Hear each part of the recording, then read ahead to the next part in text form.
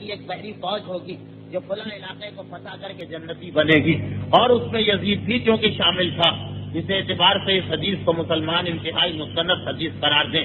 مگر ایسی تمام حدیثیں، ایسے تمام واقعات ہر مومن کے ذہن میں ہے، مگر کیونکہ ایک طویل گفتگو ہوگی اس لیے ابتدا میں اس کو واضح کر دیا جائے کہ وہ تمام واقعات جو پیغمبر اسلام کی شان یا عصمت سے خلاف ہیں، وہ سارے واقعات غلط ہیں، چاہے مسلمانوں کی مستند سے مستند کتاب ہی میں کیوں نہ ہو۔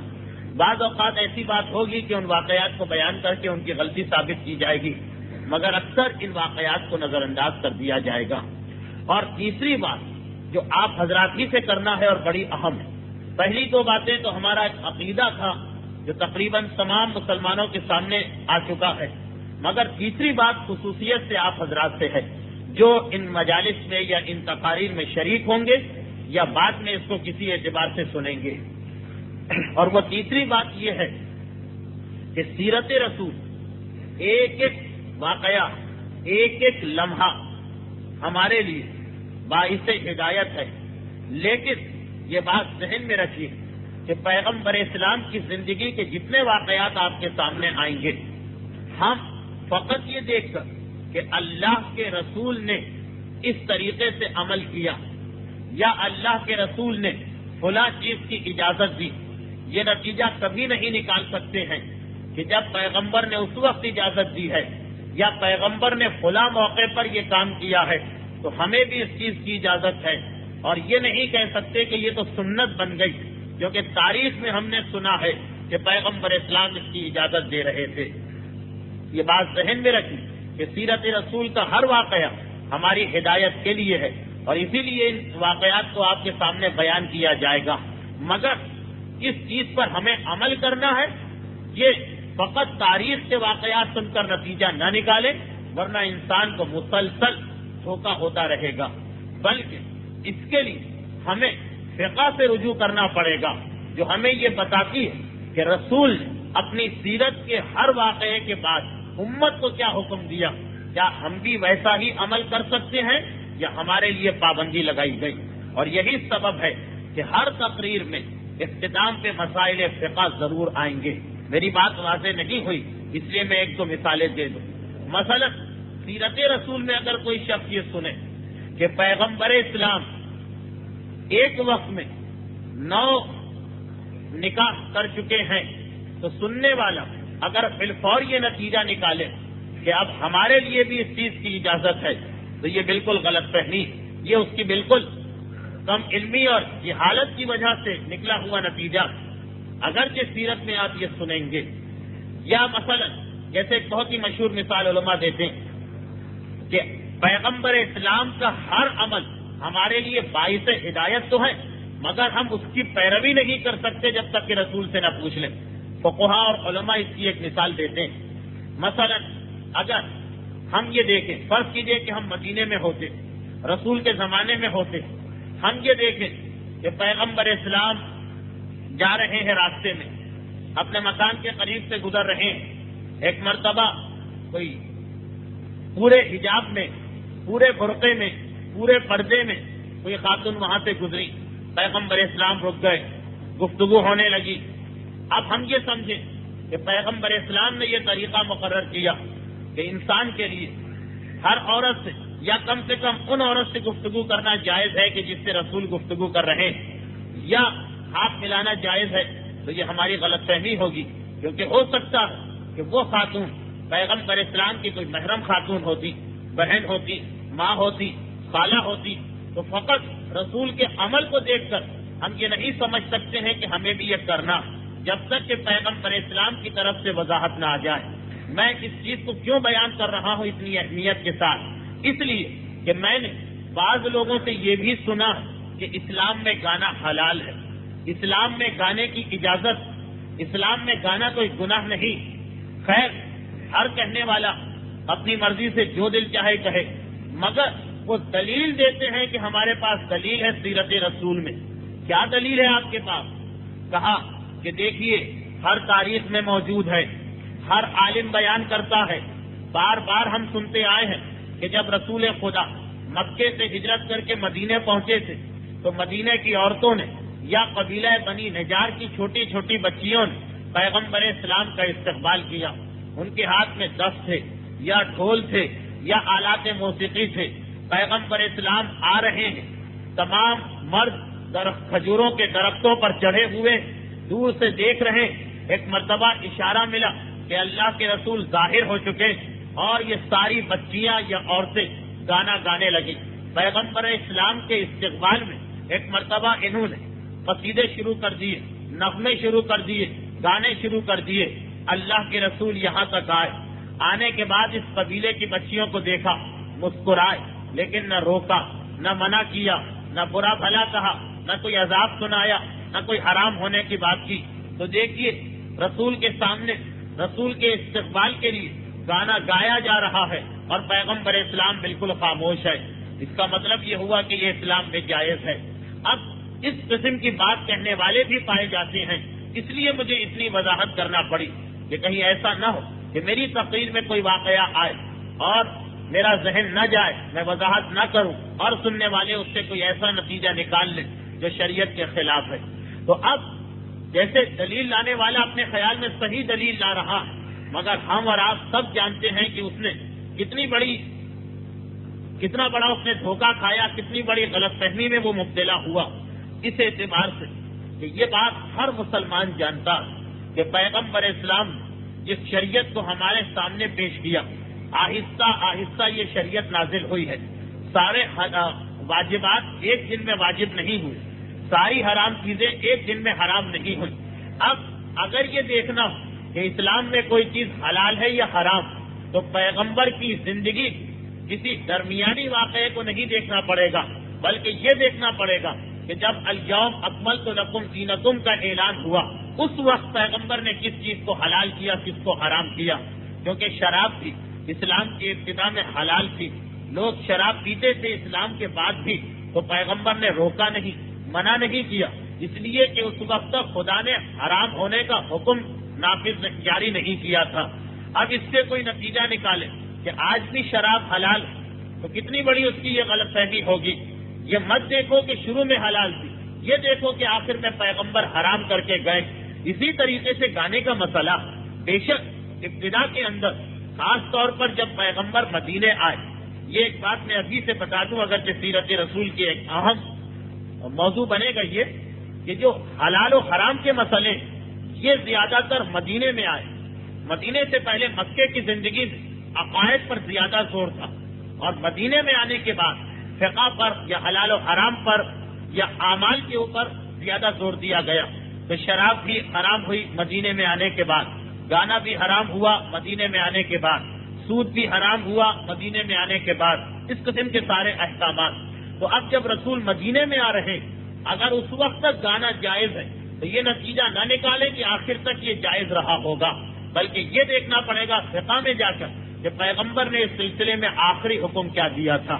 تو میں اپنی بات کو دہرا دوں کہ میرے عرض کرنے کا مقصد یہ ہے کہ جب سیرت رسول کے واقعات آپ سنیں, تو اگر بیچ میں کوئی ایسا واقعہ آ جائے جو کسی مسئلے سے ٹکرا رہا ہو یا اس کے اندر کوئی شریعت کا مسئلہ بیان کیا گیا, تو فوراً یہ نہ سمجھیں کہ ہمارے لیے بھی آج یہی مسئلہ ہے. اس وقت اگر آپ سنیں مثلاً واقعہ آئے کہ پیغمبر اسلام اپنی بیویوں کو کئی مہینے کے لیے چھوڑنے کا ارادہ کر دیتے ہیں, لیکن آج اگر کوئی ایسا ارادہ کرے تو اس کے لیے یہ حرام. تو کسی بھی واقعے کو سن کر بغیر یہ معلوم کیے ہوئے کہ بعد میں پیغمبر نے کیا حکم دیا آپ عمل نہیں کر سکتے, بلکہ یہ دیکھنا پڑے گا کہ اس وقت ان حالات میں اللہ کے رسول نے یہ عمل کیا, بعد میں اللہ کے رسول نے اس کو باقی رکھا یا بدل دیا. اس کے لیے ضرورت ہے کہ ہر تقریر کے ساتھ کچھ مسائل بیان کیے جائیں. ان کا مقصد یہی ہوگا کہ کوئی غلط فہمی نہ ہونے پائے. یہ 3 بنیادی باتیں میں نے عرض کی, ذرا گفتگو خشک ہو گئی, مگر یہ اس لیے ضروری تھی کہ اس کے بغیر جو گفتگو ہوگی اس میں غلط فہمی کے امکانات بہت زیادہ پیدا ہو سکتے ہیں. تو اب ان 3 تمہیدی باتوں کے بعد ہم اپنے موضوع پر گفتگو شروع کر رہے ہیں. یہ میں پہلے ہی عرض کر چکا ہوں کہ زیادہ تفصیل کے ساتھ باتیں تو آئندہ پیر کی تقریر سے شروع ہوں گی. آج صرف کچھ ابتدائی اور تمہیدی باتیں. اتنا اور عرض کر دیا جائے کہ اللہ کے رسول کی زندگی کے حالات جب ہم بیان کر رہے ہیں تو عقل کا تقاضا تو یہ ہے کہ 17 ربیع الاول سے حالات آپ کے سامنے بیان کیے جائیں، لیکن آپ دیکھیں گے کہ ہماری گفتگو پیغمبر اسلام کی ولادت سے 150 سال پہلے سے شروع ہو رہی، اور پیغمبر اسلام کے آباء و اجداد کے بزرگوں کے کچھ حالات بھی بیان کرنا پڑ رہے ہیں۔ اس کی وجہ صرف یہ ہے کہ پیغمبر اسلام کی زندگی میں کچھ ایسے دشمن ہم کو نظر آتے ہیں کہ جن کی دشمنی کا آغاز پیغمبر کے زمانے سے پہلے ہی ہو چکا تھا۔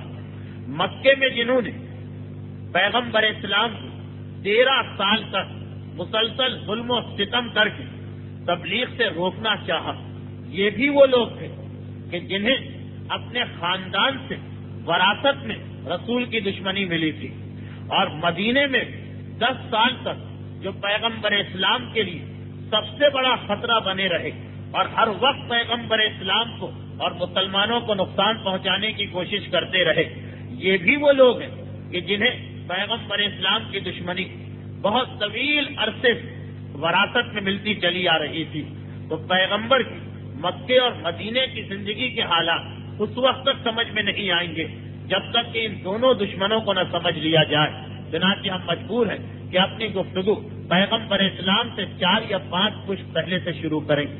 یہ میں نے تقریر کے شروع میں عرض کر دیا کہ ہمارا عقیدہ یہ تھا کہ جب خداوند لم یزل ولا یزال کی ذات کے علاوہ کوئی شے نہ تھی، اس وقت پروردگار عالم نے اپنے ارادے اور مشیت اس نور کو تخلیق کیا جو جہاں معصومین کا نور قرار پایا، اور اس وقت کائنات میں ان کے علاوہ اور کوئی شے موجود نہ تھی۔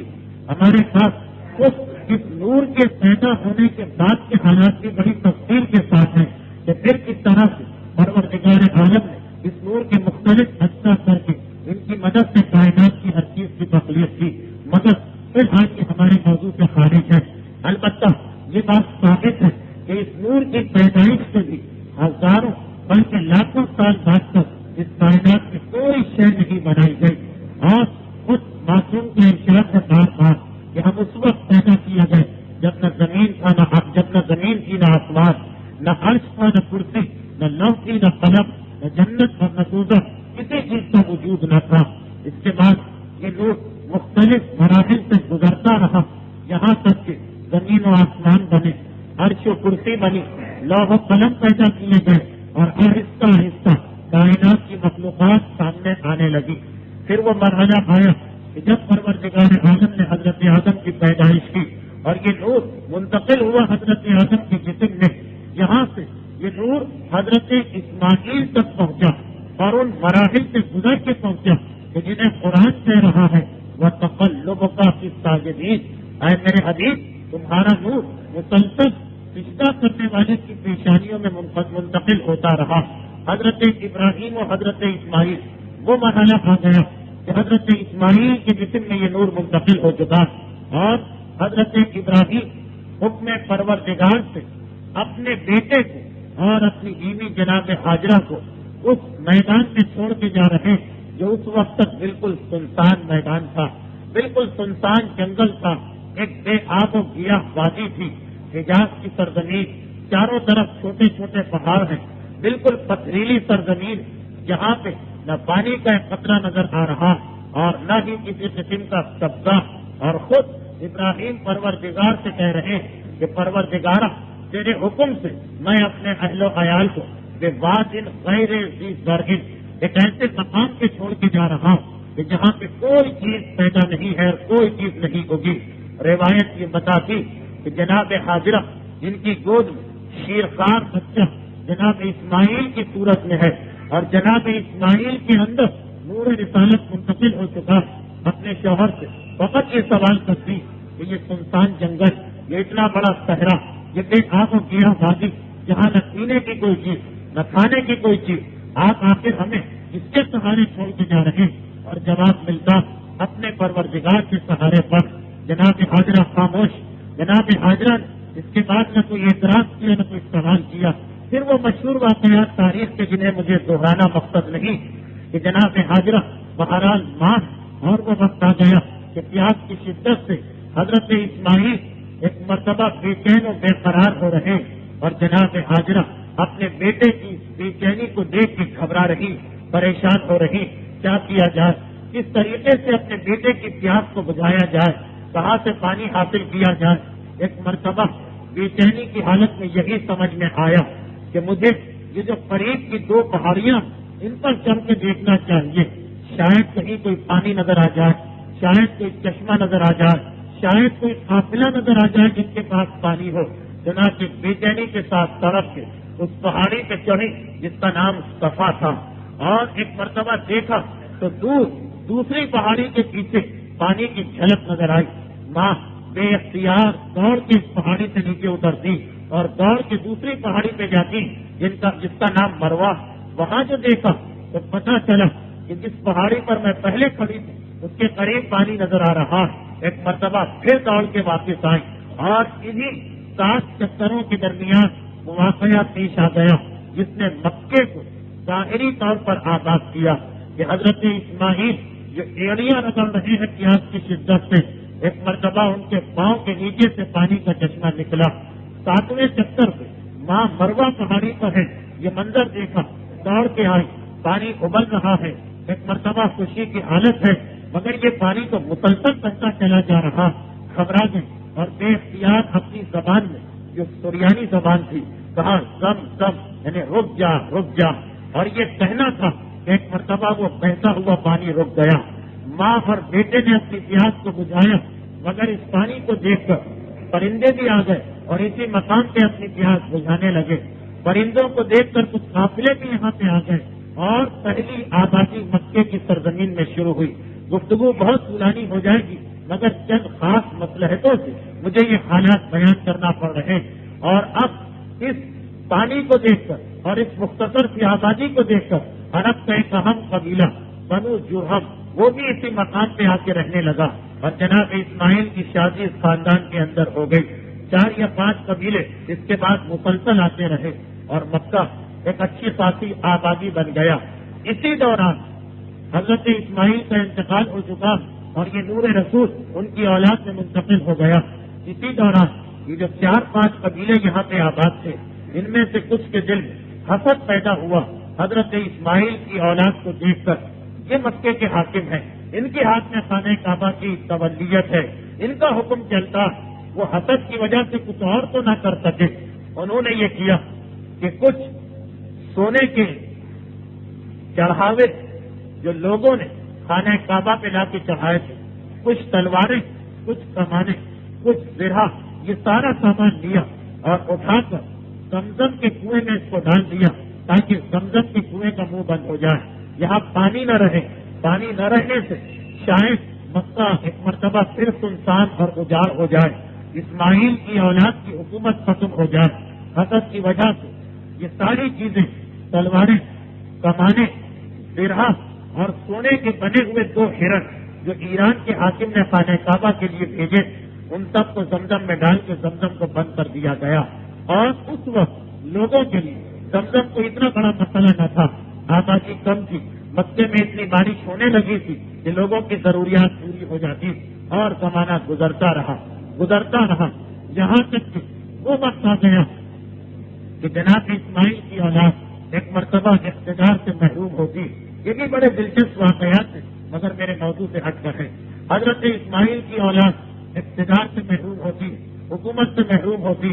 حضرت اسماعیل کی اولاد کے پاس 5 عہدے، اور عرب میں یہ عہدے بہت اہم سمجھے جاتے، مگر ایک ایک کر کے یہ سارے عہدے چھن گئے اور حضرت اسماعیل کی اولاد ایک عام خاندان بن کے رہ گیا عرب کا۔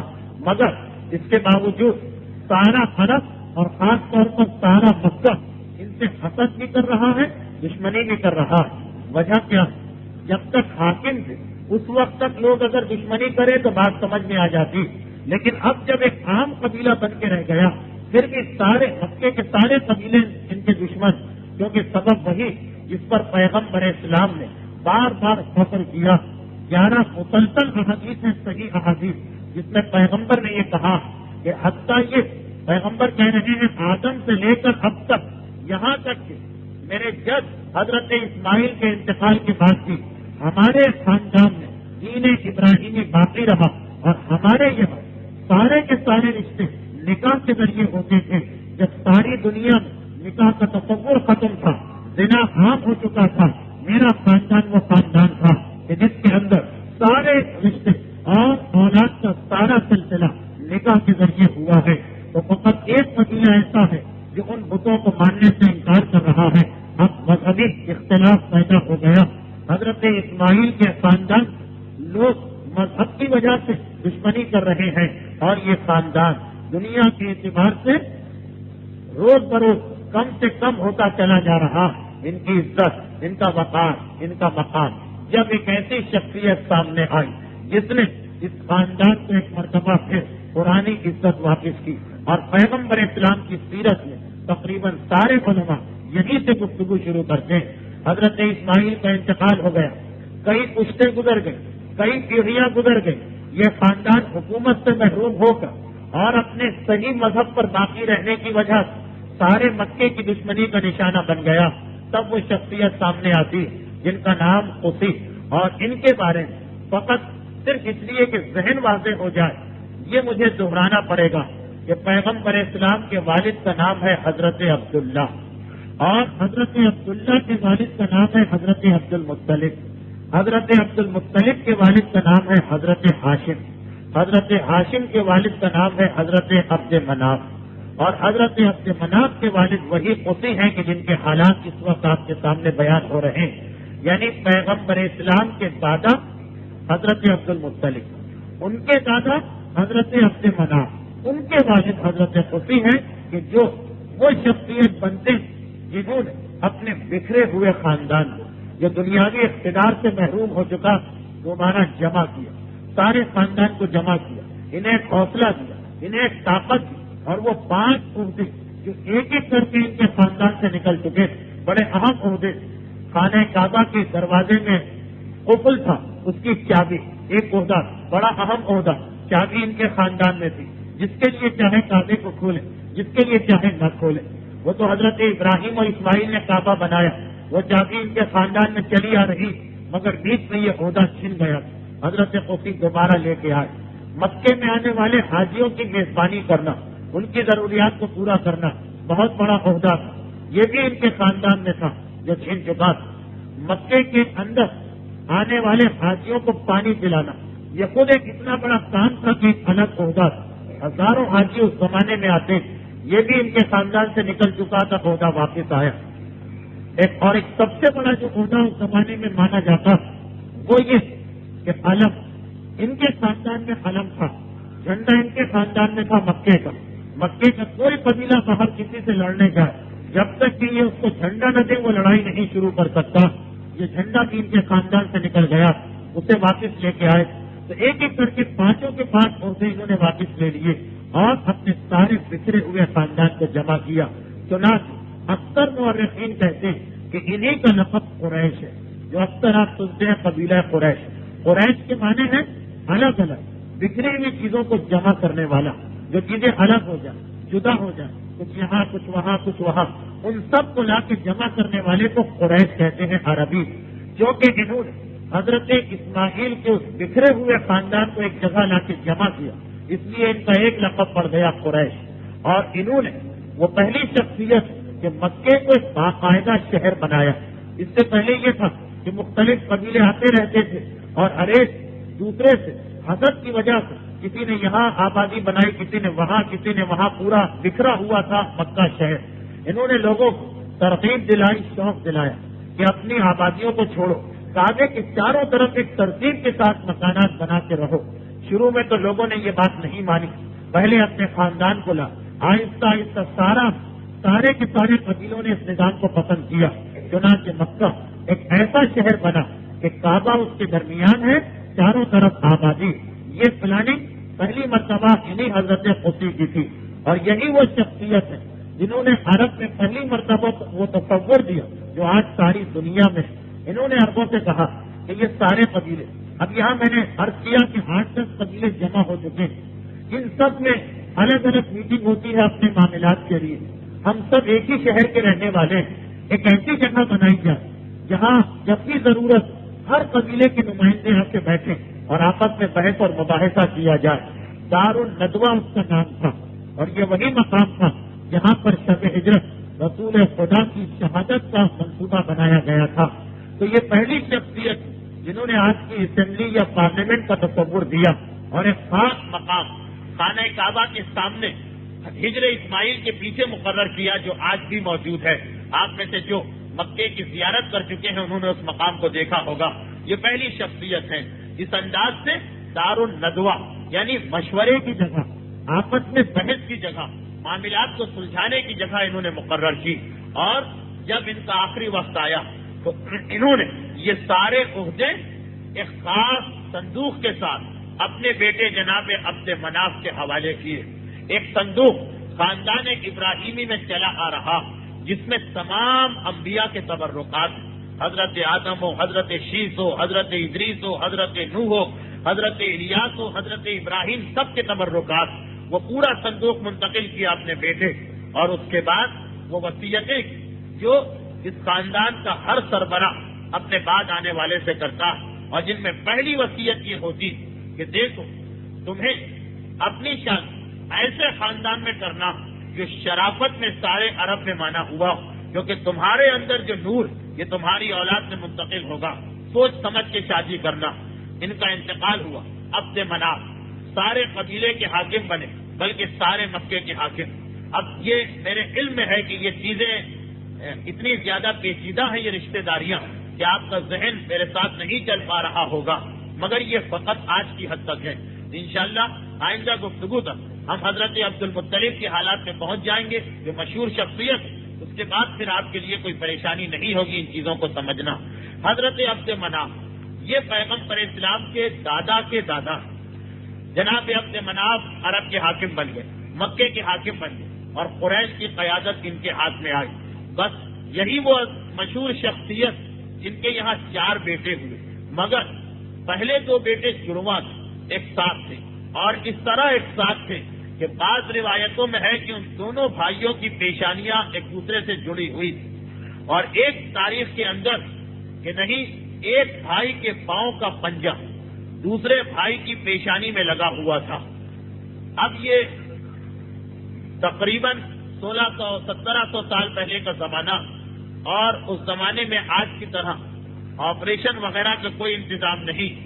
ایک مرتبہ جڑواں بھائی پیدا ہو رہے ہیں، مگر اس انداز میں کہ ماں باپ پریشان یا کیا کیا جائے. حضرت عبد مناف کے گھر میں یہ 2 بیٹے پیدا ہوئے، ماں باپ پریشان. آخر عرب کے تجربے کار طبیبوں نے مشورہ دیا کہ ان کو الگ کرنے کا ایک ہی طریقہ تلوار کی مدد سے دونوں کو الگ کیا جائے. چنانچہ تاریخ کہتی کہ ان 2 بھائیوں کو جدا کرنے کے لیے تلوار استعمال کی گئی. دونوں کی پیشانیوں کے بیچ میں تلوار کو چلایا گیا، یا جو دوسری روایت پاؤں کے پنجے اور پیشانی کے بیچ میں تلوار کو چلایا گیا. دونوں صحیح سالم الگ تو ہو گئے، مگر اس عمل کے دوران بے انتہا خون بہا. اور عرب کے وہ تجربے کار لوگ کہ جو اس معاملات اتنے ماہر تھے کہ آج کا انسان یقین بھی نہیں کر سکتا، انہوں نے پیشین گوئی کی کہ اب یہ 2 بھائی جو ہیں ان کے درمیان ہمیشہ تلوار کا اور خوریزی کا سلسلہ جاری رہے گا. تاریخ کہتی ہے کہ ایک بھائی کا نام عمر رکھا گیا، یہ بعد میں ہاشم کے نام سے مشہور ہوئے. یہ وہ بھائی تھے کہ جن کے پاؤں کا پنجہ دوسرے کی پیشانی میں تھا، اور دوسرے کا نام عبد الشمس رکھا گیا. یہ وہی عبد الشمس ہیں کہ جن کے بیٹے کا نام امیہ تھا، اور انہی کی اولاد بعد میں بنو امیہ کہلائی. ان 2 جڑواں بھائیوں کے بعد حضرت عبد مناف کے یہاں 2 بیٹے اور ہوئے، نوفل اور مطلب. اب یہ جو 4 بھائی ہوئے تو ابتدائی سے اس خاندان میں 2 گروپ بن گئے، جناب ہاشم اور ان کے چھوٹے بھائی جناب مطلب. ان کی فکر، ان کا سوچنے کا انداز ایک جیسا تھا. اور دوسری طرف عبد الشمس اور نوفل وہ ایک طرف ہو گئے. اس خاندان کے یہ خاندان بظاہر ایک ہے، مگر 2 حصے ہو چکے ہیں. جناب عبد مناف کے حالات بھی بہت دلچسپ، مگر کیونکہ میں یہ دیکھ رہا ہوں کہ آپ حضرات کے لیے ان چیزوں کو سمجھنا مشکل ہو رہا، اس لیے اسے مختصر کرتے ہوں کہ جناب عبد مناف کا آخری وقت آیا. اب بلاتے ہیں اپنے بڑے بیٹے جناب ہاشم، اور بلانے کے بعد یہ کہتے ہیں کہ یہ تبرکات انبیاء تمہارے حوالے، مگر یہ یاد رکھو تمہاری پیشانی میں جو نور منتقل ہو چکا، اب تمہیں مجھ سے وعدہ کرنا پڑے گا کہ تم اس نور کے لیے شریف ترین خاندان کی ایسی عورت کا انتخاب کرو گے جو اپنے کردار کے اعتبار سے اس نور کو اٹھانے کی صلاحیت رکھتی ہو. ہاشم نے اپنے باپ سے جب باپ کا آخری وقت کا یہ وعدہ کیا اور جناب عبد مناف کا انتقال ہو گیا. اب جناب ہاشم کے ہاتھ میں سارے مکے کی حکمرانی آئی. جیسا کہ میں نے عرض کیا ان کا اصلی نام عامر، مگر چونکہ یہ انتہائی سخی سخاوت میں پورے عرب میں ان کی کوئی مثال نہیں. خاص طور پر ایک مرتبہ جب مکے میں قحط پڑا، لوگ دانے دانے کو محتاج ہو گئے، تو انہوں نے اپنے سارے قیمتی جانوروں کو شام بھجوایا، وہاں ان کو فروخت کیا اور اونٹوں پر غلہ لدوا کے مکے میں منگوایا. یہ غلہ مکے میں آیا. جناب ہاشم اس سے روٹیاں تیار کرائیں اور ان روٹیوں کو سالن میں بھگویا، ٹکڑے کر کے سالن میں ڈالا اور سارے مکے کی اس وقت تک دعوت کرتے رہے جب تک کہ قحط ختم نہیں ہو گیا. عربی میں اس کھانے کو سرید کہتے، سالن جس میں روٹیاں توڑ کے ڈالی جائے. یہ رسول خدا کے پسندیدہ کھانوں میں سے ایک کھانا، ویسے بھی عرب میں انتہائی پسندیدہ کھانا. اور توڑنے والے کو، روٹیاں توڑنے والے کو ہاشم کہتے. چنانچہ ان کا اصلی نام لوگ بھول گئے، عمر، اور ان کا لقب ہاشم مشہور ہو گیا. یہ پہلے شخص ہیں جنہوں نے دیکھا کہ مکے میں پانی کا بڑا مسئلہ ہو جاتا ہے حج کے زمانے میں، تو انہوں نے اونٹ کی کھالوں کو سلوا کر، جیسے آج ہمارے یہاں ٹنکیاں بنائی جاتی ہیں، ٹینک بنائے جاتے ہیں، پہلا تصور انہوں نے دیا. اونٹ کی کھالوں کو سلوا کر بڑے بڑے ہاؤس بنائے اور انہیں کعبے کے سامنے رکھ دیا جاتا تھا. سارا سال بارش ہوتی رہتی تھی، پانی جمع ہوتا تھا، اور جب حج کا موسم آتا تھا تو عرفات اور مینا یہ پورے حوض اونٹ کی کھال کے بنے ہوئے حوض منتقل کیے جاتے تھے. یہ تفصیلات اس وقت بیان کرنا تو مناسب نہیں. اب جناب ہاشم اپنے باپ سے کیے ہوئے عہد کے مطابق عرب کی شریف ترین خاندانوں میں شادیاں کر رہے ہیں اور اس کے نتیجے میں ان کی 8 اولادیں ہو چکی، 4 بیٹے 4 بیٹیاں. انہی 4 بیٹوں میں سے ایک کا نام اسد تھا. یہ وہی اسد جن کی بیٹی فاطمہ، جو فاطمہ بنت اسد کے نام سے تاریخ میں مشہور. یہ جناب اسد جو جناب ہاشم بڑے بیٹوں میں سے ایک تھے، حضرت عبد المطلب کے بھائی ہوتے ہیں. اس اعتبار سے جناب ابو طالب کا نکاح اپنی چچا زاد بہن جناب فاطمہ سے ہوا تھا. لیکن اتنی اولادیں ہونے کے باوجود جناب ہاشم یہ دیکھ رہے ہیں کہ جو نور میری پیشانی میں موجود ہے یہ نور اب تک اسی طرح باقی اور برقرار ہے. اور تاریخ یہ بتاتی ہے کہ اس نور کو صحیح مقام پر منتقل کرنے کے لیے جناب ہاشم اتنے نکاح کیے کہ مدینے تک یہ خبر پہنچی. اور بعد میں جو اصلی نکاح ہونے والا تھا، یا یہ کہیے جو سب سے اہم نکاح ہونے والا تھا، اس میں شیطان نے رکاوٹ ڈالی. بہرحال تاریخ بتا رہی ہے کہ نکاح ہو رہے، اولادیں ہو رہی، مگر جناب ہاشم دیکھ رہے ہیں کہ نور اب تک موجود. اور عرب کے اور خاص طور پر عرب کے آس پاس کے علاقوں میں جتنے بادشاہ، حاکم، سردار، وہ سب جناب ہاشم کا حسن و جمال اور اس نور کو دیکھ کر اتنے متاثر کہ پیام آ رہے، رشتے آ رہے. یہاں تک تاریخ میں لکھا کہ حبشہ کے بادشاہ نجاشی نے اپنی بیٹی کا رشتہ بھجوایا. قیصر روم نے، روم اس زمانے میں دنیا کی سب سے بڑی حکومت تھی، قیصر روم اپنی بیٹی کا پیام بھجوایا، مگر جناب ہاشم نے انکار کر دیا. جناب ہاشم یہ رشتے پسند نہیں آئے. اب اتنے نکاح کے بعد، اتنی اولادیں ہونے کے بعد نور اب تک پیشانی میں موجود ہے. کعبے کا پردہ پکڑ کے دعا کر رہے، پروردگار عالم یہ نور جب تک میرے پاس امانت، میں پریشان، تو ہی کوئی ایسا راستہ کر کہ میں اس امانت کو صحیح مقام پر منتقل کروں. انتہائی پریشانی کے عالم میں ہے. کعبے کا پردہ پکڑ کے دعا کر رہے ہیں کہ آنکھ لگ گئی، اور آنکھ لگنے کے فوراً بعد خواب کے عالم میں پروردگار عالم کی جانب سے ایک وحی آئی جس میں یہ بتایا گیا کہ یہ رشتہ کہاں ہو سکتا ہے. تاریخ کہہ رہی یہ حضرت ہاشم کی زندگی کا اہم ترین واقعہ. خواب میں پیام آیا کہ مدینے کے سردار عمر کی بیٹی سلمہ، یہ وہ محترم خاتون ہے جنہیں پروردگار عالم اس عظیم منصب کے لیے مقرر کیا کہ ان کے یہاں نور رسول منتقل. جناب ہاشم کی آنکھ کھلی، اپنے قبیلے کو جمع کیا اور سب کو یہ خواب سنایا. سارا قبیلہ خوشی کے عالم میں تیار ہوا اور چھوٹا سا قافلہ شہر مدینہ میں داخل ہوا. مدینے میں پہنچے, سردار مدینہ سے ملاقات. اس نے ایک مرتبہ جناب ہاشم کا استقبال کیا, پوچھا کہ آپ کیسے زحمت کی؟ کہا کہ میں آپ کی بیٹی کے لیے اپنا رشتہ لے کے آیا ہوں. جواب دیا کہ میری بیٹی تو اس نمائش میں گئی ہوئی جو آج کل حنیفہ کے مقام پر لگی. مدینے کے اندر حنیفہ کا مقام ایسا تھا کہ جہاں پہ یہودی رہا کرتے اور اس مقام پر سال میں ایک مرتبہ ایک میلہ لگتا تھا, ایک نمائش لگتی تھی جس میں سارے مدینے کے آس پاس کے علاقے کے لوگ آیا کرتے. میری بیٹی تو وہاں گئی ہوئی, اور ہمارے خاندان کا طریقہ کہ کسی بھی لڑکی کا نکاح اس کی اجازت کے بغیر نہیں ہو سکتا. میری بیٹی صحیح مگر میں کچھ نہیں بول سکتا.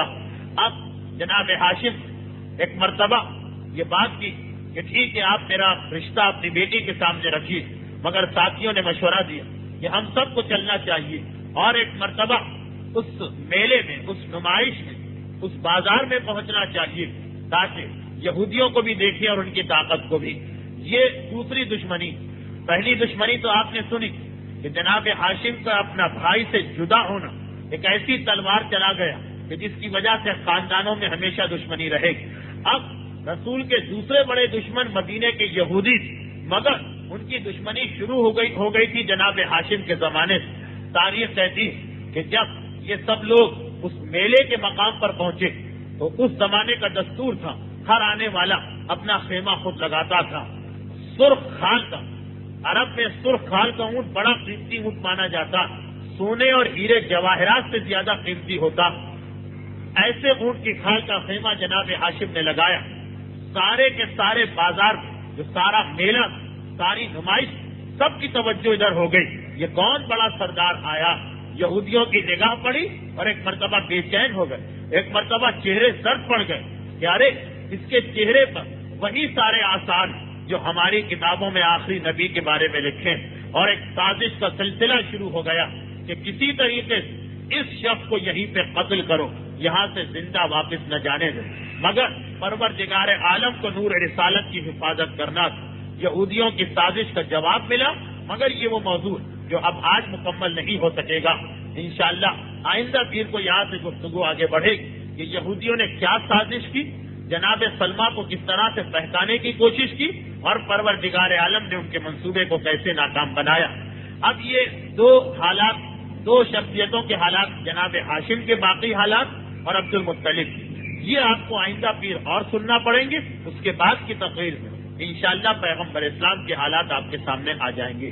تو آج کی حد تک یہ گفتگو سیرت رسول کے سلسلے میں مکمل ہوئی, لیکن جیسا کہ میں نے ابتدا میں عرض کیا تھا کہ سیرت رسول مکمل نہیں ہو سکتی جب تک کہ ہمیں پتہ نہ چلے کہ ہمارے لیے پیغمبر اسلام کی سیرت میں عمل کرنے کا کیا سبق. اس لیے ہر تقریر کے آخر میں کچھ مسائل ہوں گے.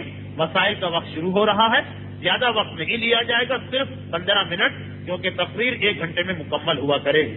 مگر مسائل کے آغاز سے پہلے ایک مرتبہ درود بھیج دیں محمد و آل محمد.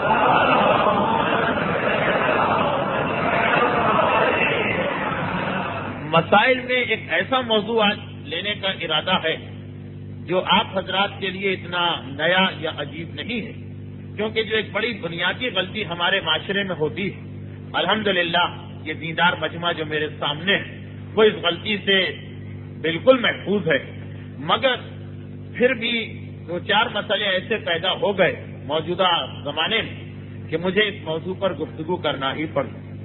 وہ غلطی جو عام طور پر ہمارے معاشرے میں پائی جاتی ہے وہ یہ ہے کہ جب کوئی عالم, کوئی خطیب, کوئی ذاکر, کوئی واعظ نماز کی اہمیت بتاتا ہے, نماز قضا کرنے کا عذاب سامنے آتا ہے قرآن اور حدیث سے, اور لوگوں کے دل پہ اثر ہوتا ہے, تو وہ یہ سمجھتے ہیں کہ نماز سے مراد صرف 5 نمازیں ہیں, صبح کی, ظہر کی, عصر کی, مغرب کی اور عشاء کی.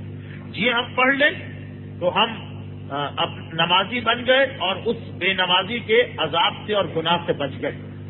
یہی تصور عام معاشرے میں اس طبقے کو چھوڑ کر جو میرے سامنے ہے, عام لوگوں میں یہ تصور اتنا زیادہ مضبوط ہو چکا کہ اگر کوئی شخص کئی سالوں کے بعد اپنی نمازیں شروع کرتا ہے اور زندگی کی پچھلی نمازوں کی قضاء عمری کرتا ہے, تب بھی قضاء عمری میں جو اب تک نماز قضا تھی اس کی ساری توجہ ہوتی ہے کہ یہ جو صبح کی اور ظہرین کی اور مغربین کی نماز ہے ان کی قضا میں انجام دے دوں، جبکہ ہماری شریعت نمازیں صرف یہ 5 نہیں، ان کے علاوہ 5 اور نمازیں ہیں کہ جو واجب، اور بے شک ان کی اہمیت اتنی تو نہیں جتنی یہ ظہرین یا مغربین یا فجر کی نماز کی ہے، مگر بہرحال وہ بھی نمازیں ہیں، واجب نمازیں ہیں، اور ان کا چھوڑنے والا بھی نماز چھوڑنے کا مجرم اور گناہگار بنتا ہے۔ تو اب یہی دیکھیں آپ کہ لوگ زندگی بھر کی نمازیں قضا پڑھ رہے ہیں، مگر جو دوسری قضا نمازیں اس کی طرف کسی کی توجہ نہیں، اور وہ جو 5 اور نمازیں ان میں سب سے نمایاں نماز آیات ہے، وہ نماز جو ہم خدا کی قدرت کی نشانیوں کو دیکھ کے ادا کرتے ہیں، نماز آیات۔ مگر آپ دیکھیں کہ لوگ قضائے عمری ادا کریں، نماز آیات کی قضا کرنے والے بہت کم، جبکہ یہ بات تو واضح کہ جو آدمی اپنی گزشتہ زندگی نماز سے اتنا دور تھا کہ یہ روزانہ کی نماز نہیں پڑھتا تھا، تو وہ نماز آیات کیا پڑھتا ہوگا؟ یہ تو بالکل واضح چیز کہ جو صبح کی اور مغربین کی نماز کو اہمیت نہیں دیتا تھا، قضا کرتا چلا آ رہا تھا، نماز آیات تو اس نے لازماً قضا کی ہوگی، مگر ابھی تک توبہ کرنے کے بعد ان نمازوں کی اہمیت کا احساس نہیں ہے، چنانچہ قضائے عمری میں بہت کم لوگ ایسے ہیں کہ جو نماز آیات کو بھی انجام دیتے ہیں۔ بہرحال شریعت میں یہ نماز واجب ہے، اور عام طور پر آج تک ہم لوگ سورج گرہن اور چاند گرہن میں یہ نماز پڑھا کرتے تھے، مگر اب زلزلہ اور مسلسل زلزلے آنے کی وجہ سے یہ ضروری محسوس ہو رہا کہ نماز آیات کا یہ پہلو بھی آپ کے سامنے پیش کیا جائے۔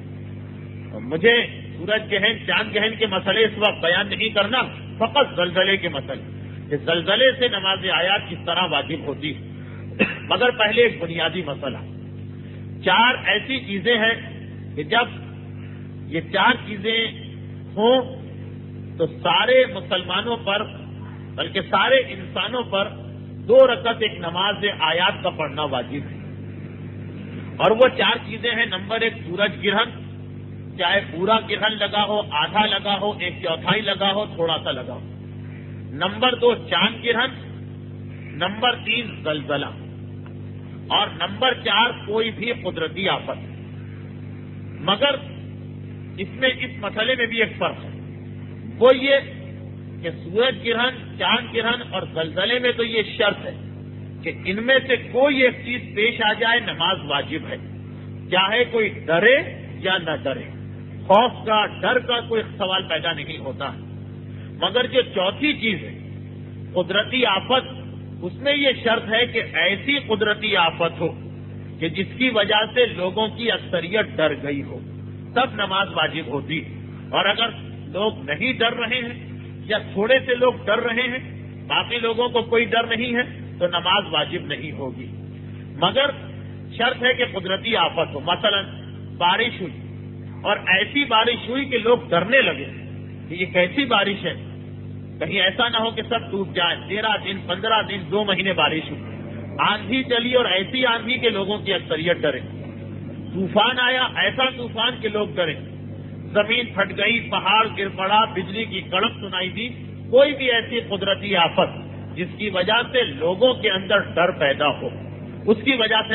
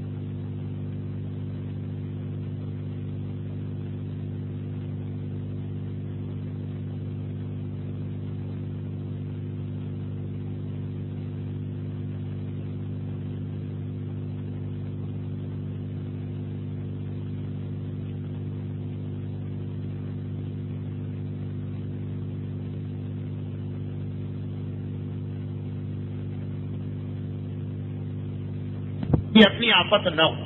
کیونکہ یہ مسئلہ میں نے ذرا سرسری سا برسوں رضویہ میں ایک جگہ بیان کیا تو فوراً سوال آیا کہ بھائی آج کل ہتھوڑا گروپ کی وجہ سے بہت زیادہ خوف ہے محلوں میں, ہم لوگ راتوں کو جاگ جاگ کے گزارتے ہیں, کیا نماز آیات بھی واجب اور کب تک واجب ہے, جب تک یہ لوگ پکڑے نہ جائیں, یا کیا اس کا مسئلہ؟ تو قدرتی آفت کے اندر یہ نماز آیات واجب ہوا کرتی. اگر کوئی انسانوں کی اپنی آفت ہے یا انسانوں کی اپنی پریشانی ہے تو اس میں نماز واجب نہیں. لیکن زلزلے میں اور سورج گرہن اور چاند گرہن میں یہ ہے کہ ڈر ہو یا نہ ہو, بہرحال نماز پڑھنا ہے. لیکن یہ بھی بتا دیا جائے کہ کس کو پڑھنا ہے. یہ نماز پڑھنا ہے اس شہر کے لوگوں جہاں پہ یہ زلزلہ آیا. اب میرے مسائل فقط زلزلے کے بارے میں. جب زلزلہ آ جائے کسی علاقے میں تو اس شہر کے رہنے والوں پر نماز آیات پڑھنا واجب ہو گئی, چاہے کوئی ڈرا ہو یا نہ ڈرا ہو. فقط اس شہر کے رہنے والوں پر نماز واجب ہے. اگر اس کے قریب 10 میل 15 میل پر کوئی دوسرا شہر ہے, ان لوگوں پر نماز آیات واجب نہیں. جس شہر میں زلزلہ آیا اسی شہر والوں پر واجب. ہاں, یہ ضروری نہیں ہے کہ ہمارے محلے میں آیا ہو. فرض کیجئے کراچی کے ایک حصے میں زلزلہ آیا, دوسرے حصے میں زلزلہ نہیں آیا, مگر نماز پورے شہر والوں پر واجب ہو جائے گی.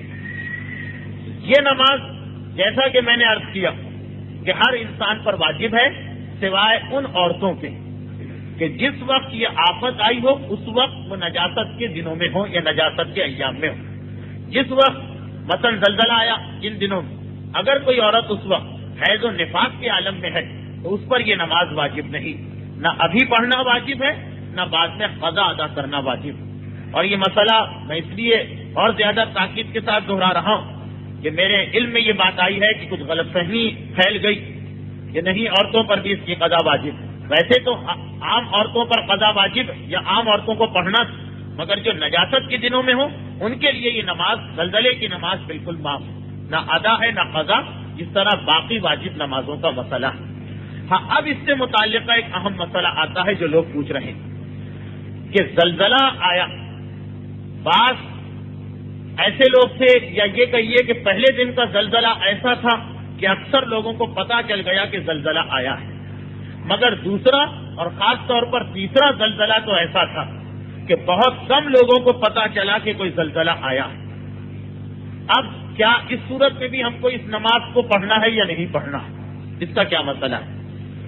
تو اس میں پہلے دو بنیادی باتیں آپ سمجھ لیجئے, پھر تیسرا مسئلہ بالکل واضح ہو جائے گا جو اکثر لوگ پوچھ رہے ہیں.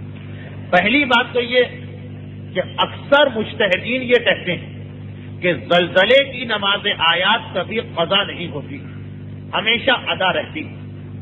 جب زلزلہ آیا اس دن سے لے کر انسان کے مرنے تک زلزلے کی نماز آیات جو ہے وہ ہمیشہ ادا رہے گی, کبھی آپ قضا کی نیت سے نہیں پڑھ سکتے. یہ اکثر علماء کہتے ہیں. آقا خمینی کا بھی یہی فتویٰ ہے کہ زلزلہ جب آئے ویسے تو واجب ہے کہ فوراً یہ نماز پڑھے, اور اگر کوئی فوراً نہ پڑھے تو وہ گناہ گار ہے. لیکن اب دیر کر کے جو پڑھے گا تو اس میں بھی ادا کی نیت کرنا پڑے گی, قضا کی نہیں, کیونکہ زلزلے کی نماز کبھی قضا نہیں ہوتی. آقا خود فرماتے ہیں کہ زلزلہ جب آئے تو نماز فوراً پڑھنا واجب ہے, اگر دیر کر دی تو ہم گناہ گار ہیں, اور اب جو نماز پڑھیں گے تو نہ ادا کی نیت کر سکتے ہیں نہ قضا. تو دونوں مجتہدین کا مسئلہ یہ ہے کہ زلزلہ آتے ہی نماز کا پڑھنا واجب ہے, اگر بغیر کسی مجبوری کے دیر کر دی تو گناہ گار ہے. لیکن اگر کسی نے گناہ کرتے ہوئے دیر کر دی تو خمینی صاحب کہتے ہیں کہ بہرحال نماز جب پڑھے گا نیت ادا ہی کی کرے گا, اور آقا خود کہتے ہیں کہ نہ ادا کی نیت نہ قضا کی نیت. یہ پہلا مسئلہ. دوسرا مسئلہ یہ کہ یہ کیسے پتا چلے کہ زلزلہ آیا یا سورج گرہن ہوا یا چاند گرہن ہوا, پتا کیسے چلے؟ شریعت نے اس کے لیے کیا معیار رکھا ہے؟ تو اس کے صرف دو طریقے ہیں. ان دو طریقوں سے آپ کو اطلاع مل جائے تو مانا جائے گا کہ زلزلہ آیا, اس کے علاوہ اور کوئی طریقہ نہیں. پہلا یہ کہ دل کو یقین ہو جائے, کوئی بھی طریقہ کسی بھی طریقے سے اگر دل کو یقین ہو گیا کہ زلزلہ آیا ہے یا آ رہا ہے یا آنے والا ہے, نماز واجب ہو گئی. مثلا خود ہم نے مشاہدہ کیا زلزلے کا, دیوار ہلی, کمرہ ہلا, چیزیں ہلی, دیکھا اپنی آنکھوں سے, یقین ہے نماز واجب ہو گئی. یا اخبار میں پڑھا اور ہمیں بھروسہ ہو گیا اخبار کی خبر پر, اب اس میں الگ الگ معاملہ، ایک آدمی کو بھروسہ ہوتا، ایک آدمی کو بھروسہ نہیں ہوتا. تو جس کو اخبار کی خبر پہ یقین آ گیا اس کے لیے نماز واجب ہو گئی، جس کو یقین نہیں آیا شک میں رہا اس کے لیے نماز واجب نہیں. اچھا، دوسرا پہلا طریقہ ہو گیا یقین. کسی بھی طریقے سے آپ کو یقین ہو جائے کہ آج زلزلہ آئے گا یا آ رہا ہے، آپ پر نماز واجب. یا یہ کہ ایک عادل آدمی، دو عادل آدمی آ کر بتائیں کہ زلزلہ آ گیا یا زلزلہ آنے والا، یا ایک عادل بتائے تو اس کی بات بھی ماننا ہے، نماز آیات واجب ہو جائے گی.